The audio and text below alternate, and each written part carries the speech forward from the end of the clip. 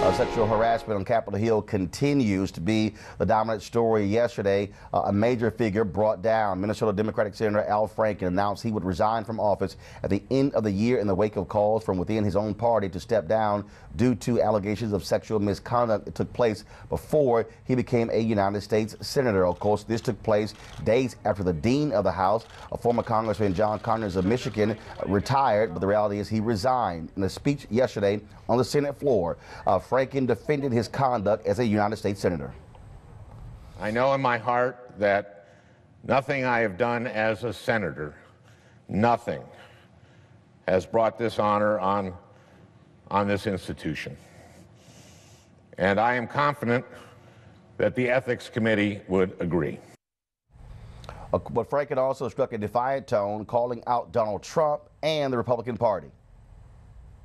I, of all people, am aware that there is some irony in the fact that I am leaving while a man who has bragged on tape about his history of sexual assault sits in the Oval Office, and a man who has repeatedly preyed on young girls campaigns for the Senate with the full support of his party. The sexual misconduct claims also have claimed the first Republican on Capitol Hill. Congressman Trent of Arizona announced yesterday that he would resign at the end of January after the House Ethics Committee said it would investigate sexual harassment allegations against him. Franks acknowledged he made staffers uncomfortable and that he discussed fertility issues and surrogacy with two female staffers, but denied intimidating, coercing, or having any sexual contact with any members of his staff. Congressman Franks released a statement which said, in part, I am deeply convinced I will be unable to complete a fair House ethics investigation before distorted and sensationalized versions, family, my staff, and my noble colleagues in the House of Representatives through hyperbolized public excoriation. But the problem is not going away. First of all, before I get to former Congressman Harold Ford, also Congresswoman Mia Love is now only the second Republican woman to call on Congressman Republican Blake Farenthold to resign. He, of course, paid an $84,000 settlement with a former staffer. Again, you had Speaker Paul Ryan, who called on Congressman John Conyers to resign. He has not stood up and called for his own Republican Congressman, Blake Farenthold, to resign. Again, only two women and two Republicans in the House have said Republican Blake Farenthold should resign. You had more than 35 Democrats sign a letter saying that Senator Al Franken should resign. Former Tennessee Congressman Harold Ford Jr., he has been fired from the financial investment firm Morgan Stanley for alleged inappropriate conduct with a colleague. Ford is accused of forcibly grabbing a woman during a meeting. A statement from the company said Ford was let go after a human resources investigation found that Ford engaged in conduct that was inconsistent with Morgan Stanley's values and in violation of its policies. Now, the woman in question was not an employee of Morgan Stanley. In a statement, in a series of tweets, this is what Harold Ford said. In regards to news today, this simply did not happen. I have never forcibly grabbed any woman or man in my life. Having drinks and dinner for work is part of my job, and all of my outreach to the news reporter making these fake allegations was professional and at the direction of my firm for business purposes. I support and have tremendous respect for the brave women now speaking out in this important national dialogue. False claims like this, though, undermine the real silence breakers. Also, Pro Football Hall of Famer quarterback Warren Moon is in trouble over sexual misconduct claims. He, of course, played for the Houston Oilers and the Seattle Seahawks and also the Kansas City Chiefs. He is being sued for harassment and sexual battery by Wendy Haskell, a female employee with this sports marketing firm.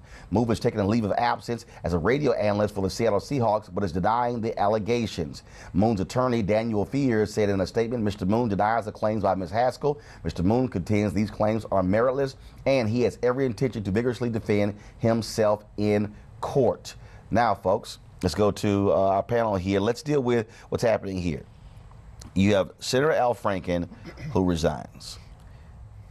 The question is, are we in a point now where literally any accusation means you lose your job, you lose your career? I think we are, and I think it's incredibly dangerous territory. I don't think this one-size-fits-all punishment is the correct course to take. And you just went through several cases of harassment, and they're all very individual cases. And as a woman, I can say, you know, it's a welcome cultural shift. I do think this is an important conversation that the country needs to have.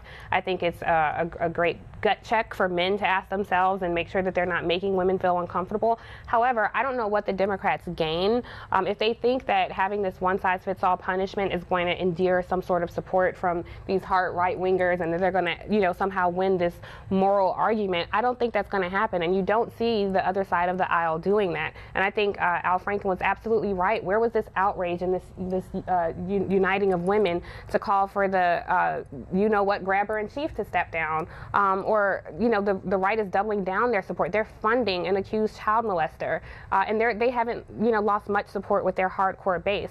So I think we do need to stop and have a quick gut check and make sure that an immediate accusation doesn't completely throw off someone's life course. I'm not sure that that's the correct course to go. And, you know, it's important that we're finally believing women, which is a good place to be at in society. That after hundreds of years of just saying, where the woman was criticized, she was forced to plead her case in the court of public opinion, so often these things never became reported.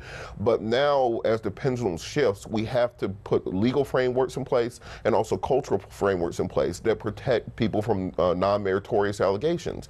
Because as we have established, someone can send out a tweet right now and ruin someone's life with no merit. There have been cases where individuals have been accused of sexual harassment by people they never met, people they've never seen, mentally ill people. So we have to put some framework in place to determine the veracity of these allegations and also protect individuals from simply losing everything at the drop of a hat.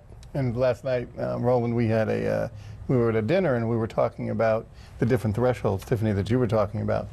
Is pedophilia and rape and physical sexual assault the same as some kind of harassment? Should it be treated the same? I don't know the answer to that question, but I think that's where the experts have to figure it out, because as the pendulum starts to shift and the conversation starts to change, we have to figure out what are those thresholds, or are there any thresholds? Because I do agree there should be zero tolerance for this kind of behavior, but is there some kind of relative scale that there should be to both protect people that are falsely accused and to have different levels of treatment relative to what you did? Pedophilia, rape, forcible physical assault seem to be the top of the food chain. And if you're taking a picture with somebody and your hand drops a little lower than it should, whether by accident or on purpose, is that the same?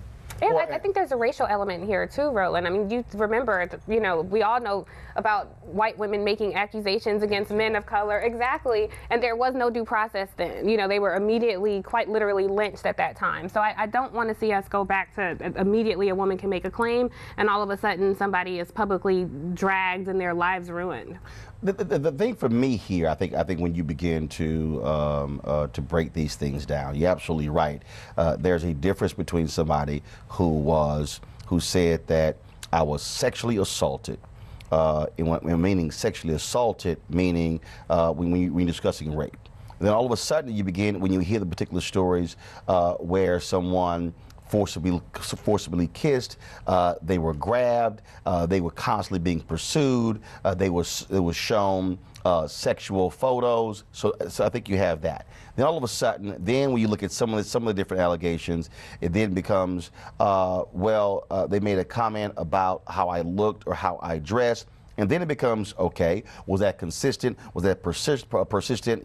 When Bill O'Reilly was accused, that was a black woman who worked there who talked about how he would often, make sexual innuendos in terms of comments to her. Then, to your point, then all of a sudden, when you're talking about, okay, we took a photo. So, and I'll give you an example.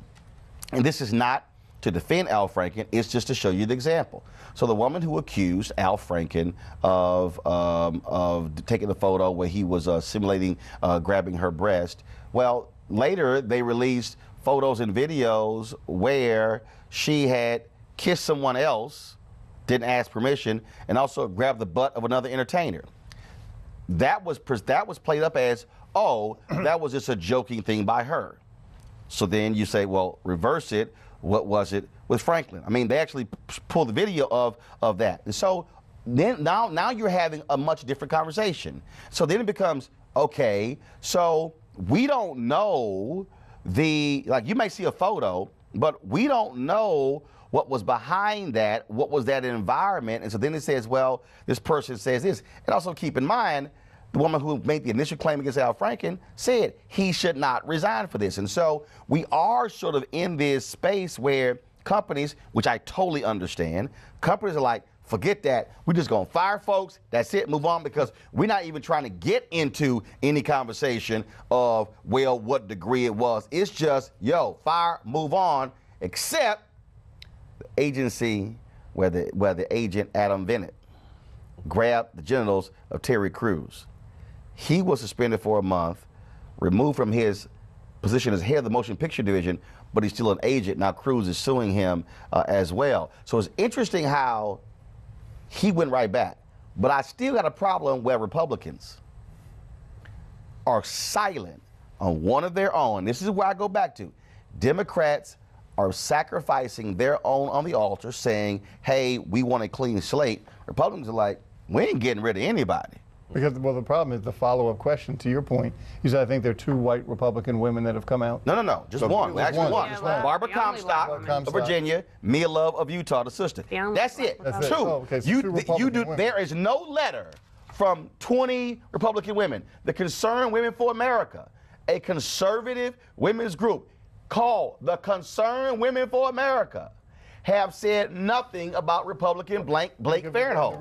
The reason they haven't and can't is because the follow-up question is, what are you going to do with 1600 Pennsylvania Avenue? Right. But also, like we saw with Senator Franken, that it wasn't an immediate call by everybody that he needs to resign. There's a snowballing effect, and as the snowball starts to build, it started with Senator Gillibrand, and then it expanded, and by the end of the afternoon, it was 35 senators signing on, and the next day, Al Franken was gone. Right. So the same thing may happen in the House with Farenthold and with others. And reporters ain't gonna happen. Reporters. Ain't gonna. I put the money on the table right now. Ain't gonna happen. I'm on that bet. Ain't gonna happen. I'm on that bet. Ain't gonna. Nice try, Robert. That ain't gonna happen. Weekdays on TV One. I will never lie to you. Oh my God.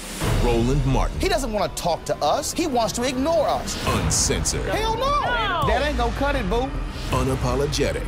No, that is fundamentally false. You are wrong. Unfiltered. He wants an America where we all look alike. He ain't talking about black people. Unrelenting. You better go work out, because you got a fight on your hands. NewsOne Now with Roland Martin. Weekdays at 7 a.m. on TV One.